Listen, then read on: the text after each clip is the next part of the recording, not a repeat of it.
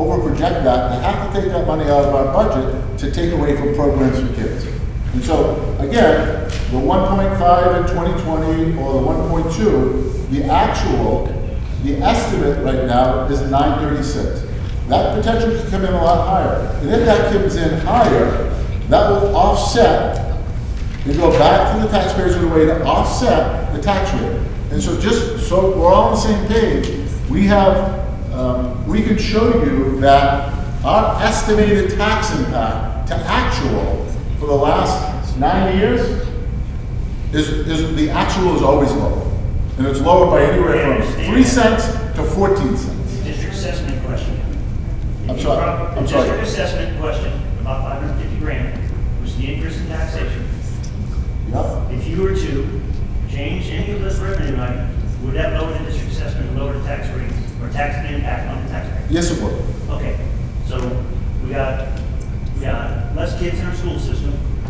We got a pandemic going on. We got, $900,000 a year in payments that you're asking for this new school.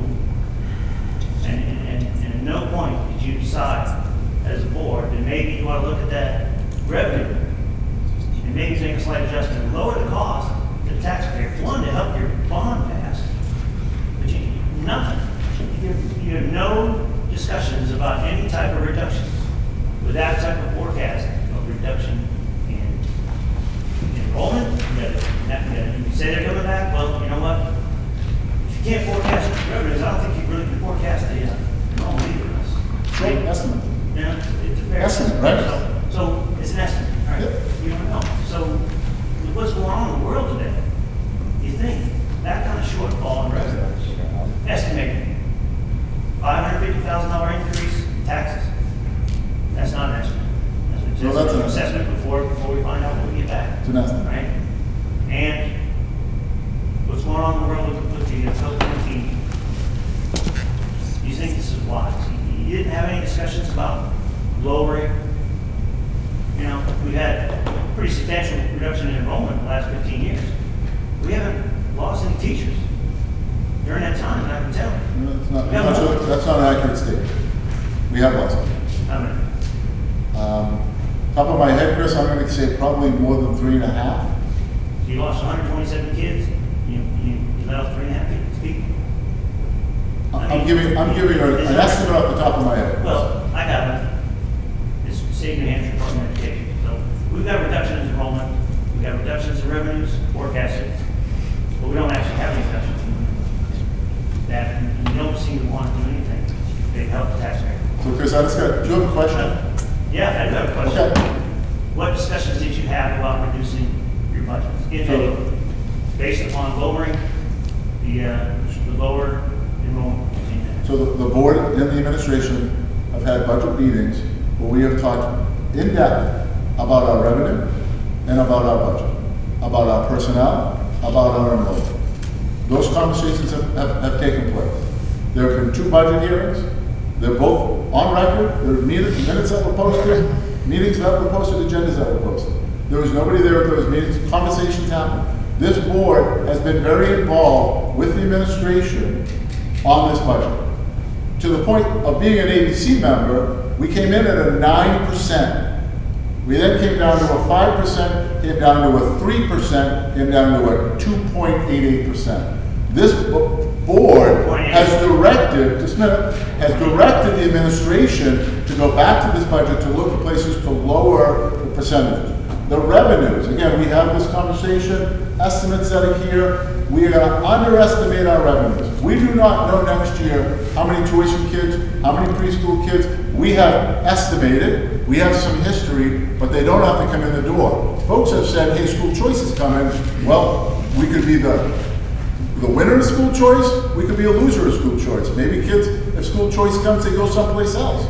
So again, we underestimate our revenue as not to have to say, hey, next year in April, we're out of money because we overprojected our revenue. We don't have money now to run our programs, pay our staff. We have to go have a special meeting to ask the legislative body, the community, to give us more money to help pay our bills for the rest of the year. I would much rather underestimate on a revenue page than go back in April and to my community and ask them for more money.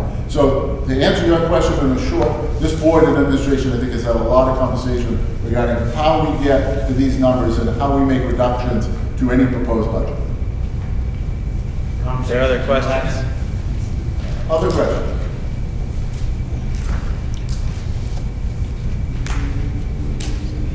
Not seeing any. I am going to close the budget hearing. Sorry, I'm a little overboard. as always, Said the but- budget. You're gonna talk about contingency fund. You want to take, five? Take five. And regroup and then come back out of the board meeting? Yeah, So you can go- Excuse me, yeah. you had asked about the budget, you didn't talk about the warrant. Yeah, we did. Chris, we went through No, all. you asked about the budget, you didn't ask if we had the question about the warrant. Does anybody have any questions regarding any of the warrant articles? I that were out? thank you very much. Mr. Whitehouse. Thank you. So, on your contingency fund, you said you have 2.5% currently, right? Yes, 2.5% is about 315 grand in the current budget. it's 250,000. 2.5% of the current budget is 315 grand. You may only have 250, but it's 350 grand, 2.5%. So, we have an undesignated fund balance in the town. There's two board of selectmen here. Are they allowed to use that, Josh, if they need? If they have to? Well, there's three members of the select board here. Sorry, I didn't see you. And Three. I stood up and asked a question. Yeah. So, the chair's here, so the contingency fund or the unrestricted fund balance is $1.6 million something? Yeah, most of that, I think. Okay, so can they use that if they need it?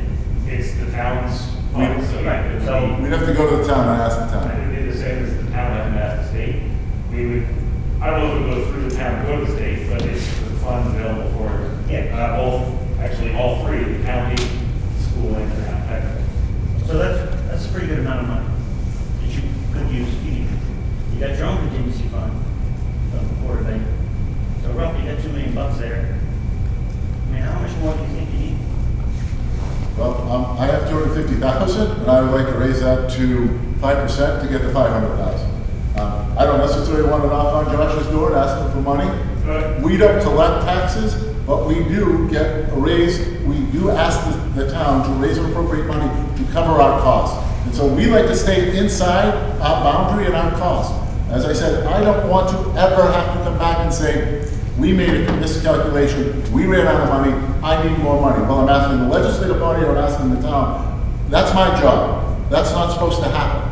And I don't want that to happen. And so we make sure that that isn't going to happen. Yeah, John, to your point, Russ, I mean, the fund balance that the town currently has is about a month's worth of operating expenses for the school. So if something happens and the school runs a month short for whatever reason, that's the entirety of that. So this, I mean, for continuity and numbers purposes, the town is technically not saving the percentage that the GFOA suggests you save, which is 2 months. Now, if the school has their own motion, then I feel like there's math out there, but still, 2 months is almost 180% of what we have right now.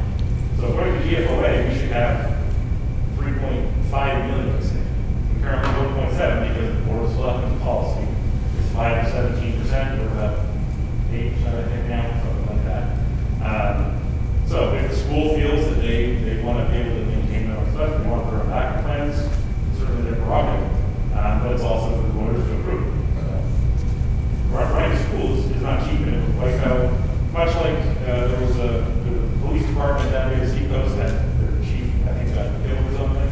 That was $1.5 million just for dealing with that. So any significant thing can easily wipe out that fund. You ever run out of money, Josh? 250. So I'm going to ask for any other questions. You get to do that, or you could have done that last night, you get to do it again on February 2nd, Josh. I know. Any other questions on the budget or the warrant? All right, hearing none, let's take 5 and we'll start the school board meeting.